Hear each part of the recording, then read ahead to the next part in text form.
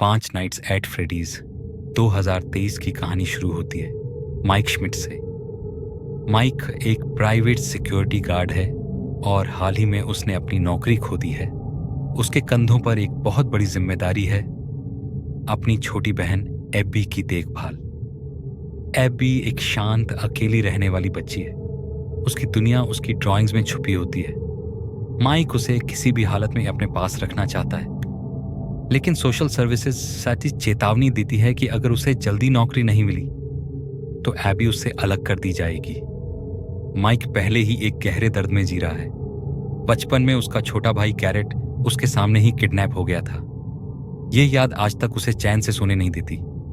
हर रात उसे वही सपना आता है, घना जंगल, सूखी पत्तियों की आवाज, गैरेट की हंसी और फिर अचानक एक चीख।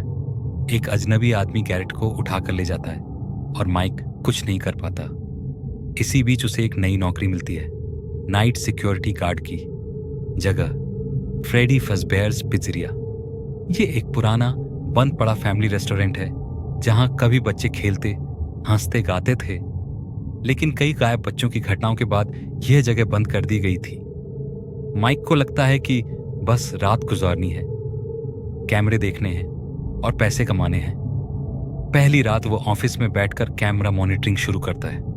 फ्रेडी, बॉनी, चिका, फॉक्सी, 4 बड़े एनिमेट्रॉनिक रोबोट। कुछ देर बाद कैमरा झिलमिलाता है और बॉनी अपनी जगह पर नहीं होता। माइक कैमरे बदलता है। एक खाली कॉरिडोर, दूसरा रूम, फिर तीसरा कैमरा और बॉनी एकदम सामने। उसकी कांच जैसी आंखें सीधे कैमरे में घूर रही होती हैं। माइक घबरा जाता है पर खुद को समझाता है कि यह उसकी थकान है। अगले दिन वह एबी को साथ लाने के लिए मजबूर होता है, लेकिन एबी इस जगह से डरती नहीं। वह जैसे किसी पुराने खेलने की जगह पर आ गई हो। वह शांत बैठकर ड्रॉ करने लगती है और ऐसा लगता है जैसे वह किसी अदृश्य दोस्त से बात कर रही हो।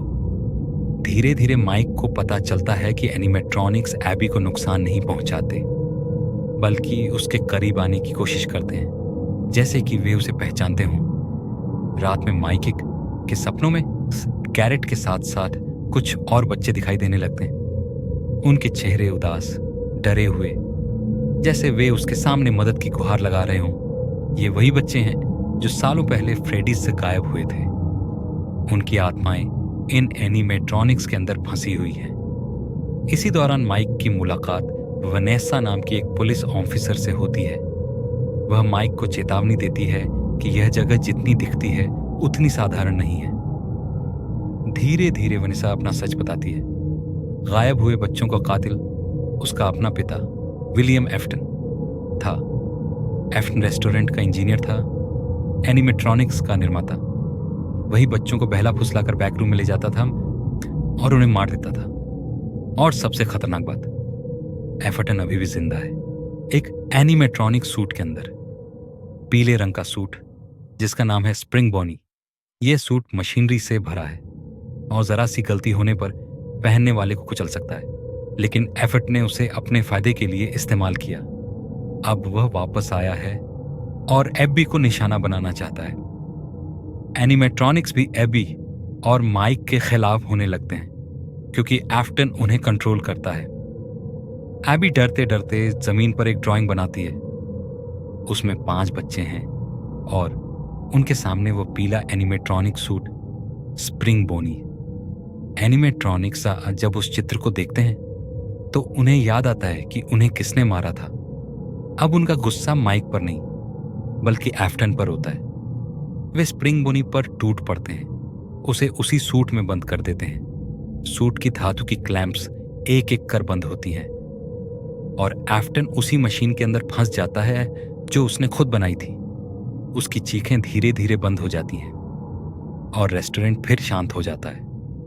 माइक और एबी बाहर निकलते हैं, थके हुए लेकिन जिंदा। अंत में एबी पीछे मुड़कर रेस्टोरेंट की ओर देखती है और उसे लगता है कि बच्चों की आत्माएं अभी भी वहां कहीं मौजूद है। फ्रेडीज बंद है, लेकिन कहानी अभी पूरी तरह खत्म नहीं हुई।